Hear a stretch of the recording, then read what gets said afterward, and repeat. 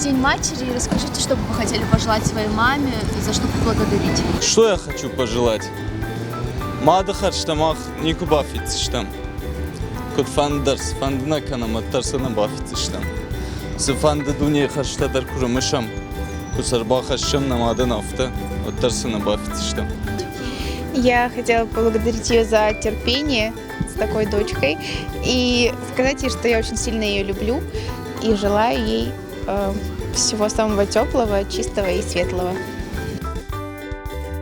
В первую очередь за то, что она меня родила, дала образование и за то, что любит просто. За это, как бы поддерживать всегда, когда у меня трудности какие-то.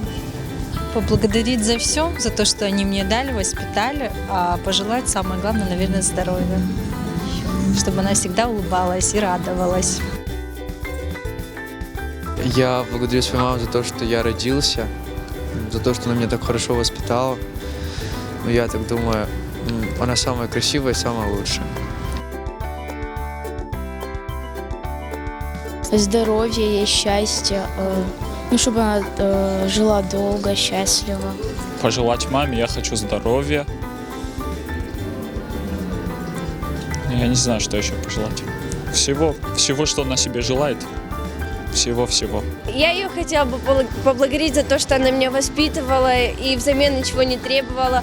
Я бы хотела ей пожелать долгих лет жизни, чтобы она была здоровая и счастливая. Я бы хотела пожелать всем мамам, прежде всего, здоровья, счастья. Поблагодарить за то, что они вырастили всех детей, воспитали их, вложили много сил в них. Побольше им терпения, но самое главное здоровья, и чтобы они были счастливы.